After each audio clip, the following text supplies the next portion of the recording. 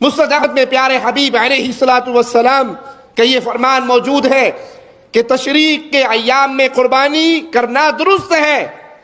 ایک عید کا دن، قربانی کا دن، اور ایام تشریق.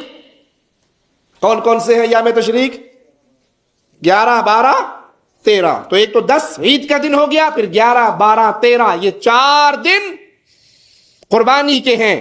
یہ 4 دن قربانی کے ہیں. غیر مقلدین جو یہ کہتے ہوئے تھکتے نہیں ہیں کہ بخاری مسلم سیاہ ستہ سے حوالے دکھاؤ، آج یہ بخاری مسلم سیاہ ستہ کو کیسے بائی پاس کر کے نکل گئے؟ حوالہ تو بخاری مسلم اور سیاہ ستہ سے دینا چاہیے کہ قربانی کے 4 دن ہوتے ہیں. دوسری بات یہ، جس حدیث کو یہ پیش کر رہے ہیں، اس حدیث کے اندر ایام تشریق کا لفظ ہے، اور ایام تشریق تو 9 تاریخ سے شروع ہو جاتے ہیں.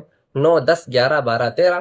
تو غیر مقلدین 9 تاریخ ہی کو بقرعید سے ایک دن پہلے قربانی کیوں نہیں کرتے ہیں؟ اگر اس حدیث کو دلیل بنا رہے ہیں تو اس حدیث کے مطابق تو 9 تاریخ سے ہی قربانی کرنا شروع کر دینا چاہیے. قرآن عظیم کے اندر ذکر ہوا وَيَذْكُرُ اسْمَ اللَّهِ فِي أَيَّامٍ معلومات. یہاں لفظ ایام ہے اور لفظ ایام جمع ہے، اور جمع کا اطلاق کم سے کم 3 پر ہوتا ہے. تو 3 دن تو قربانی کے متعین ہے، 10، 11 اور 12. اب اگر چوتھا دن بھی متعین کرنا ہے تو اس کے لیے کوئی دلیل چاہیے.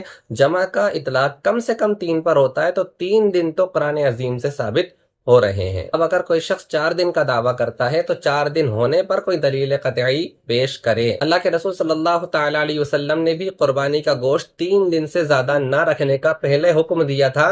اس سے علماء نے یہ استدلال کیا کیونکہ 3 دن تک ہی قربانی ہو سکتی ہے، اس لیے حضور نے 3 دن سے زیادہ قربانی کا گوشت رکھنے کے لیے منع کیا تھا. بعد میں آپ نے اجازت دے دی تھی، تو صرف اجازت ثابت ہوگی، قربانی کرنا چوتھے دن ثابت نہیں ہوگا. یعنی گوشت زیادہ دنوں تک رکھا جا سکتا ہے لیکن قربانی 3 دن سے زیادہ نہیں کی جا سکتی ہے. اسی طرح حضرت عمر بن خطاب رضی اللہ تعالیٰ عنہ سے روایت ہے، آپ فرماتے ہیں کہ قربانی کے ایام 3 ہی دن ہوتے ہیں.